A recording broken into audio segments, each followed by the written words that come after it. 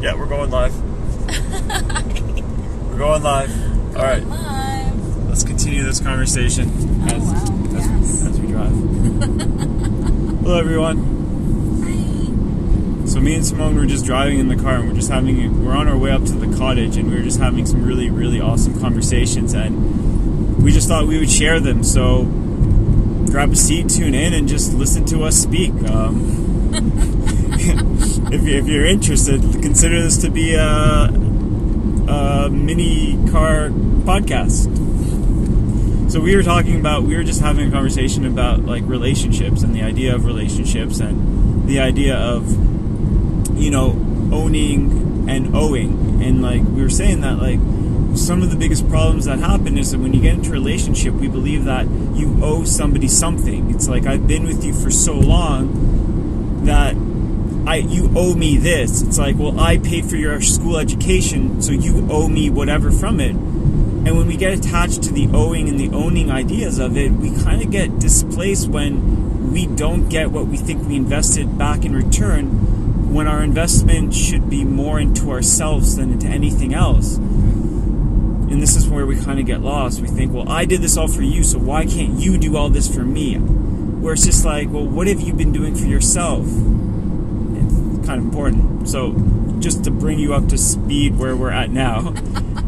Sorry, continue with where you were. No, I think you're absolutely right, and I think there's a lot of expectation that is placed based on the things that you do.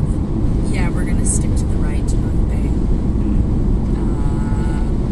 Stay on the 11. Gotcha. And this idea of owning or ownership, because I'm looking back, so my first ever boyfriend I was trying to Marie Kondo my life, and I was doing a lot of shredding, and I got rid of a ton of stuff for like the third time, and I still have more to do.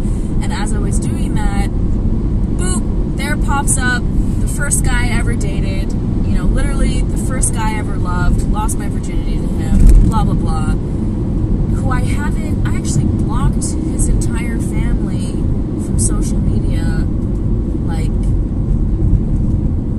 whenever social media was a thing, I guess. Because I was going to say, we haven't really talked in like 18 years, but I mean, Facebook wasn't a thing back then. So whenever Facebook started, I was like, no, I don't want you in my life, man.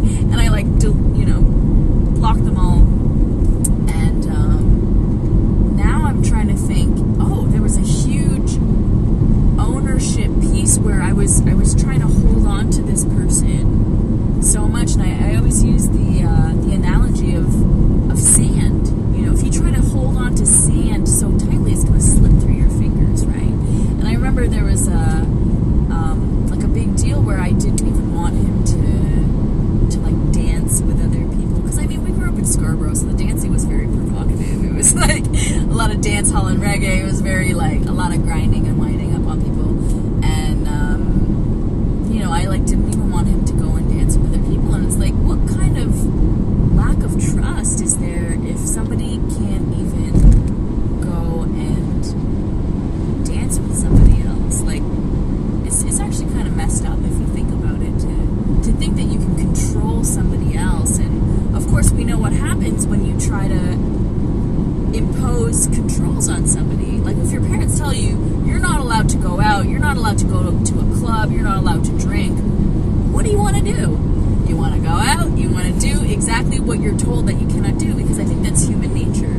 We don't want to feel like we're imprisoned or slaves, yet ironically enough, we're the ones who are always imprisoning ourselves for whatever reason, holding ourselves captive to things that really shouldn't matter that much. But I digress. I feel like I'm taking a little loop-de-loop over into some shit that doesn't matter. So Aaron, back to you. I think all that shit does matter. I think more and more nowadays, just the idea of relationships versus like, I really think a lot of this breaks down to expectations when we're in a relationship, where it's like, hi, I met you, these are all the things that I want, but I'm not going to say it because I really like you. But in a few months, you're going to know, but you're not going to know, but I'm going to get upset at you because you're not living up to the expectations that I never told you I wanted you to live up to, and I'm going to get upset and say it's nothing. But it's something. Oh, it's definitely something, and I think on top of that, definitely something that I used to do was I would present this mold of myself of what I thought would resonate with that other person. This is what they want, so I'm going to be that version of not even myself. It's not a version of myself. It's what I think this person wants out of me. And then, of course, that's not sustainable. To have this false version of yourself because you think it's what that other person wants. Most of the time, it's not. And it's exhausting to try to keep up with something that is so incongruent with who you actually are. And then again, you explode on this other person where they're like, what the hell?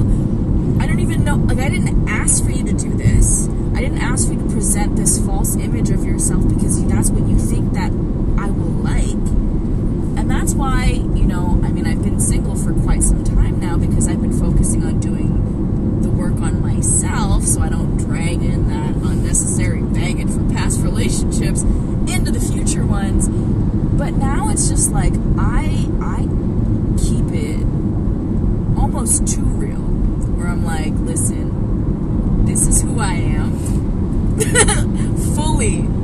This is what I look like, yeah, sometimes I'll wear a little bit of makeup, but it's not going to be a situation where people are like, what happened to that girl? Once I take off the whole face and then, everything's fake, and then first of all, I don't know how to do that stuff, so that could be part of the reason why. Ask me to straighten my hair, blow dry my hair, or something. It's not going to happen. I don't know how to do those things. And also, that's just not me anymore.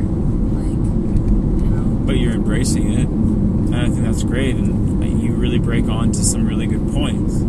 Because the biggest problem in the relationship is, I'm going to be everything that this person needs. But you don't know what the person needs because that person inside's like, I'm going to be everything this person needs. And then you're like, why am I not fulfilling each other's needs? And then there's a big disconnect and you're not understanding. I really do believe that when you're out there, it's about being yourself. Well, what do I want? I don't know what I want. Well, ask yourself questions.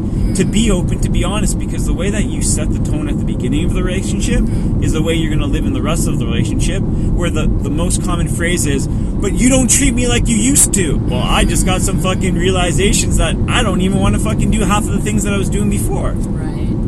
And... But it really comes up to, honestly, speak your truth. And if you're in a relationship with people that you can't speak your truth with, then that's not a relationship you need to be in. No. That's an attachment into...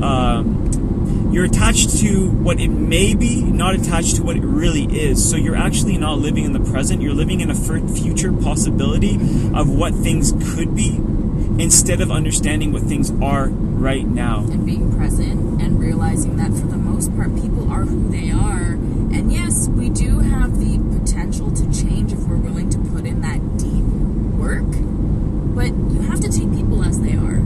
You can't try to find someone who's going to fulfill your need. You need to do that for yourself. Nobody's going to fulfill your needs. Nobody is going to fulfill your needs. And when you put that expectation, no wonder people are disappointed. And then they're like, well, why am I the one that has to do all this stuff for you? Nobody can do that for you. You have to be the one who does it on their own. And I think that's where a lot of people have gotten themselves into a situation where it's just they're in this cycle that is just never ever going to change because they're looking outside of themselves for something that you actually need to be going within and figure out what you need and then figure out how to do that for yourself. I fully agree. I think one of the best things that I learned when I was in business was the bias. And one of my favorite bias is the sunken cost trap. So the idea is I believe that most people are in a relationship, long-term relationships, not because they want to be, but because it's a sunken cost trap, which means that you've invested so much into it that you see that you'll lose more than you'll actually gain by moving away. So a lot of times, well, I've been with them for this long, but that doesn't mean that you have to always be with them. But that doesn't negate for the fact that, like, yes, you're going to have arguments and there's shit that's going to trigger you and you're not always going to be 100% happy.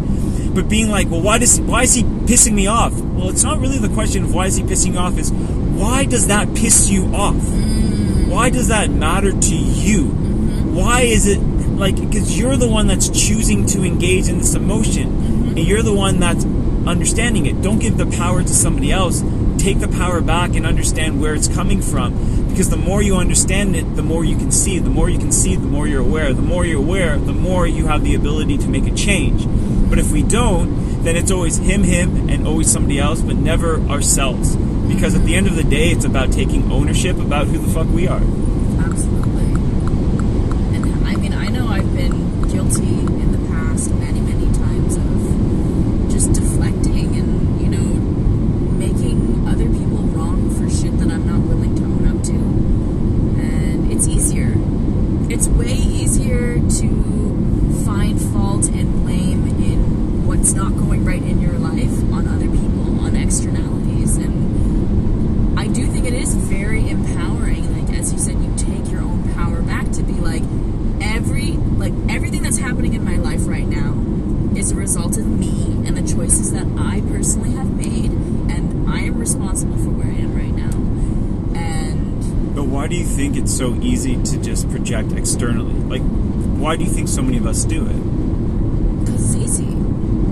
It's hella easy to it is. Oh, of course it is. It's super easy to just be like, this isn't working because of something outside of myself. And also, going inward is the hardest, most painful. It's not easy. But I always think, you know, when I look back on my life and all the things that I'm proud of and that I feel like have shaped the person that I am today, none of it was easy. All of it was super hard, where it was either physical pain, emotional pain, a mix of the two, tears, blood, sweat, all of it. Because would you really be proud if something was just handed to you on a silver platter and it was easy? Like, isn't part of feeling pride in something is that you busted your ass, even when the going got tough, you got tougher, you got stronger, and you made sure that no matter what, you were going to overcome this thing. Because when you think about success and all of these great minds that have really, they failed so many times. They had to learn, they had to become stronger, they had to become smarter, they had to evolve and segue and pivot and change and learn and grow. It doesn't just like, hey, try number one, and yeah, I did it, and it was super easy. Because would you really be that proud of that thing? I'm not so. I don't think so. But that's why it's like when we get things so easily, we get depressed so easily. We don't really feel like. So one of the most interesting things that I learned was people in the old days in like Silicon Valley, what happened was they would create something, and then the next day they'd be like a multi-millionaire where they're just like, wow, I have all this money. And some of them would be in the deepest form of depression. Some of them would commit suicide. But you have this idea like, well, you created something and overnight it's successful. So why are these people depressed? Because innately as a human being, we feel like we have to earn something. Sometimes they say that there's the lottery curse. People that win the lottery, they tend to have the worst life after because they don't feel like they've earned it, so they don't know how to understand it. So they spend it in ways that they don't understand, and they lose touch, and only when they come back to themselves, they're like, shit, what did I do? So why are relationships hard? They're not hard. So to think things are hard, it's not that they're hard, they're there to teach us, and they're there to learn, and we're putting more into it, and we're the more that we put into it, the more we feel that it's worth it. But also there needs to be a fine line to realize that when to break off, when to let go, when it's ego, when it's pride, when to know that, you know what, this is toxic and I gotta get out of here, because you really do need to put yourself first and understand who you are in those situations. So working hard. But this is the really interesting thing about like the world.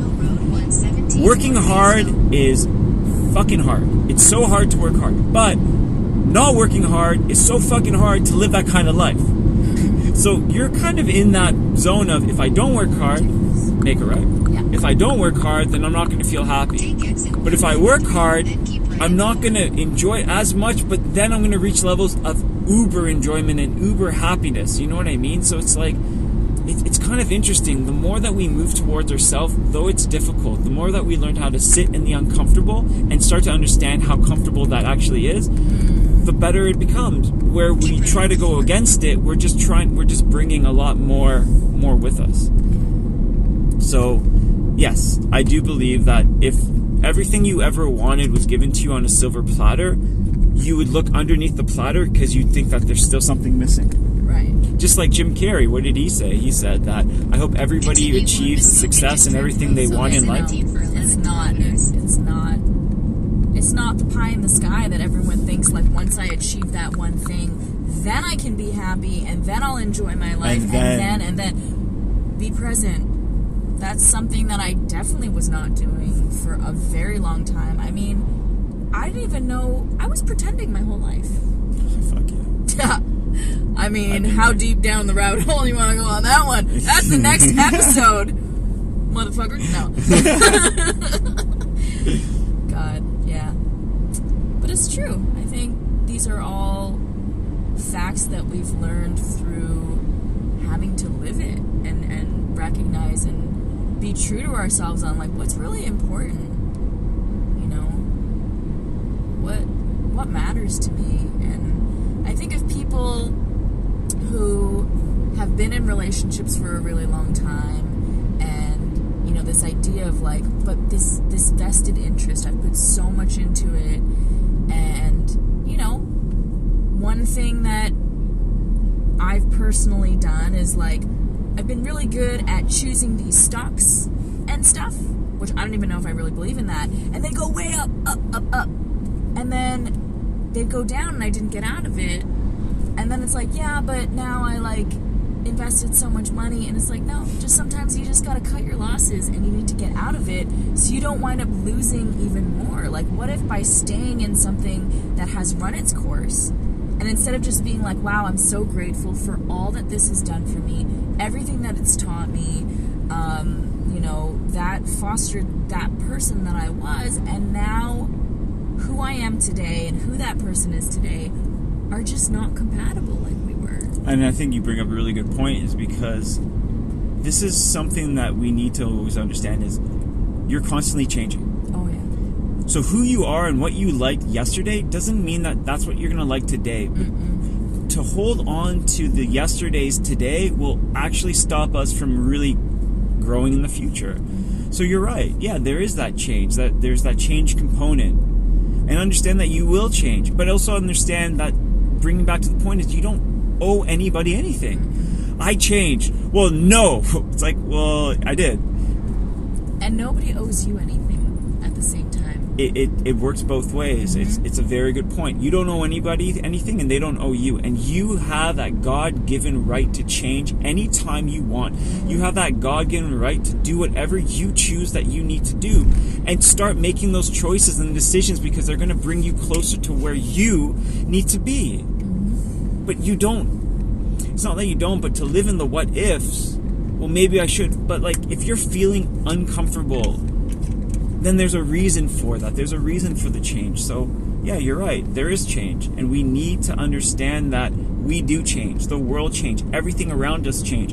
If you could stay the same and go back into the relationship that you once were in, well, the relationship is different. The dynamics are different. The people are different. So you'd feel uncomfortable. So the only thing that's left to do is ask yourself questions and evolve with it. Not, like, literally, it's evolution. It's evolving. It's adaptation. It's moving into it. You know, it's harder when you try to, like, be so resistant, like, no, I want to stay with it. So this, like, idea, like Bruce Lee, he was always like, just flow like water and, like, kind of give up that resistance, right? And once you're just like, all right, I'm just gonna, like, see where this takes me and let go of trying to control things so much, we can't control anything. And another thing that I want to say is this idea of being selfish. I think that has a very negative connotation, but it shouldn't. I think we should just change our perspective around this idea of being selfish, because to take care of oneself is absolutely critical and necessary in order to be able to show love to somebody else. But like, what do they say? It's self-esteem, self-confidence. It's not like other people esteem, other people confidence. It's self. So yeah, you're right. Yeah. And I believe that selfishness is actually a positive thing, where it's like, I give somebody a seat on the bus because it makes me feel good. But if it didn't, my hat would be down. I'd be like, no, I'm too tired for this shit today. Yeah. But you're right, it is self. And understanding the self and knowing that it's okay to love yourself and praise yourself and say good things about yourself, because somehow in society they're like, don't be conceited. There's a difference. Conceited is a fake belief in yourself. It's boasty. But when you love yourself truly and get into it, it doesn't even matter. Right? You know what I mean? Like, think about your first relationship. Oof. If you today were into your first relationship, what would happen to that guy? That wouldn't even... I don't even know. I mean, at that age, you know, I was so young and so naive. I didn't know anything about love or this idea of love, and I clearly didn't know myself, let alone love myself. So all of this idea of like finding it in externalities and in other people, and I think I was looking at this person to love me because I didn't have that love for myself. So I needed that love to come from somewhere, not recognizing that it was always within me. And you know, so I'm like, look, and then when he disappointed me by cheating on me so badly, even though I felt like I was giving everything I could to show him how much I loved him, but I was giving all of that love away without keeping it for myself and showing that love to myself. And now that, like, if current Simmone was in that relationship, there would be no... It'd be like, listen, here's who I am, here's where it's at, not, you know... And even this idea of cheating, I mean, I guess I viewed that person as, like, not my property, but again, this ownership piece, right? Because I needed someone else to feel complete and whole and lovable and loved. And it's like, I know that I don't need to seek that in anybody else. And I don't want to own anybody, because nobody is sure as hell going to own me. You know, when people try to, like, tell me that this, or, you know, when it has to do with me, and it's like, no. You don't get to do that. Not even my parents. Even though that's a very outdated way of thinking, you know, nobody owns you. You can only be a slave to your own screwed up mind and, like, not caring for yourself, not loving yourself. And, you know, I spent a lot of my life doing that, and I'm done. I no longer do that.